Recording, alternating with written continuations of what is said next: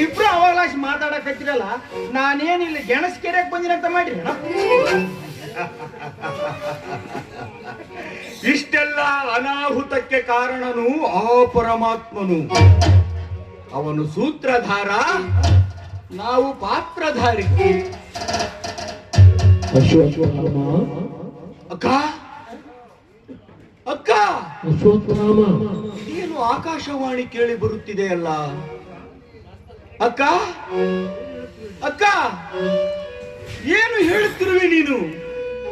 ಮನೆ ಹಿಂದೆ ಒಣಾಕಿದ ಚಡ್ಡಿಯನ್ನು ಪೊಲೀಸರು ಬಂದು ಅರೆಸ್ಟ್ ಮಾಡಿಕೊಂಡು ಹೋದರು.